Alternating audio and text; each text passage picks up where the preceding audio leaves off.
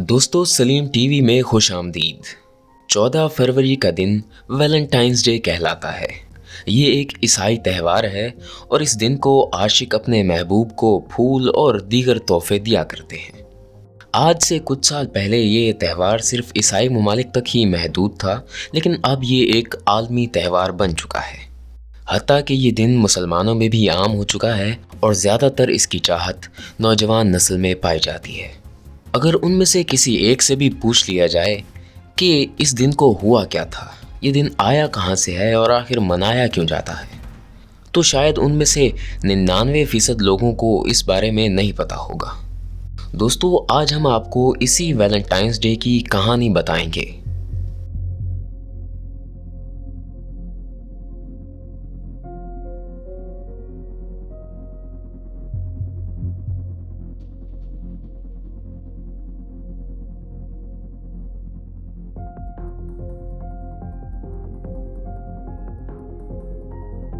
इस दिन को दोस्तों वैलेंटाइंस डे इसलिए कहा जाता है क्योंकि इस दिन का ताल्लुक एक रोमन सेंट वैलेंटाइन से है।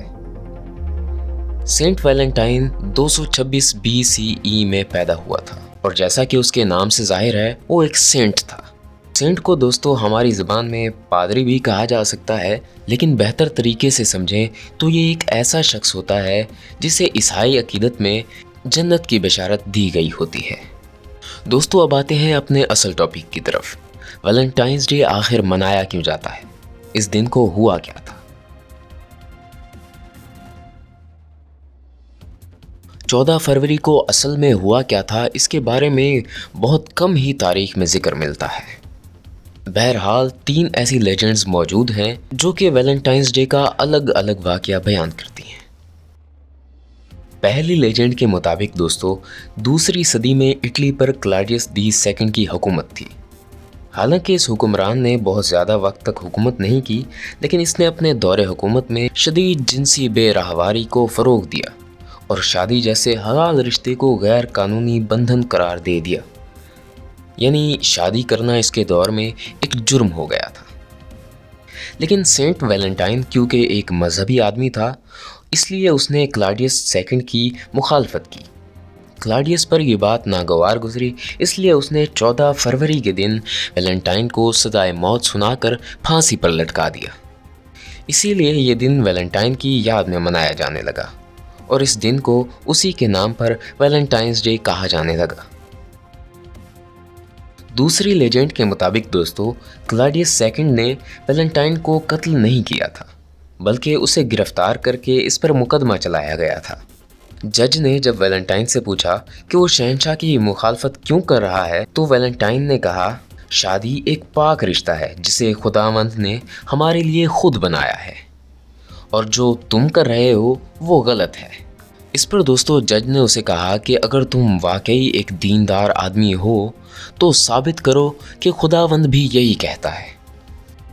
इस पर दोस्तों वैलेंटाइन ने अपनी 6 साला बेटी को बुलवाया जो पैदाइशी तौर पर नाबीना थी और कुछ दुआ पढ़कर उसके सर पर हाथ फेरा। इससे उस बच्ची की आंखें अचानक ठीक हो गई, यानी उसकी बिनाई वापस आ गई, उसे हर चीज़ दिखाई देने लगी। इसीलिए हक और सच की जीत के तौर पर इस दिन को मनाया जाने लगा।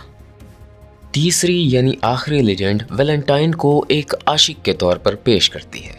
इसके मुताबिक दोस्तों, वैलेंटाइन को क्लॉडियस की बेटी से मोहब्बत हो गई थी। उसे न जाने क्या सूझी और उसने क्लॉडियस से उसकी बेटी का हाथ मांग लिया। क्लॉडियस वैलेंटाइन की इस हरकत पर आग बगोला हो गया और इसीलिए उसने वैलेंटाइन को सजाए मौत सुना दी, यानी कत्ल करवा दिया।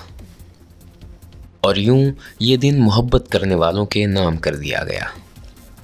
दोस्तों, इन वाक़यात में कितनी सच्चाई है ये कोई नहीं जानता, लेकिन असल सवाल ये है कि क्या इस दिन की इस्लाम में कोई अहमियत या गुंजाइश है। तो दोस्तों इस बात का जवाब है बिल्कुल नहीं, क्योंकि ऐसी रस्म या रिवाज जिसका इस्लाम से कोई ताल्लुक़ नहीं, उसे बिद्दत कहा जाता है। और क्योंकि ये एक ईसाई त्यौहार है, इसलिए ये मुसलमानों पर हराम है। दोस्तों, उम्मीद है आपको हमारी ये वीडियो पसंद आई होगी। अगर पसंद आई हो तो वीडियो को लाइक और चैनल को सब्सक्राइब ज़रूर कीजिएगा।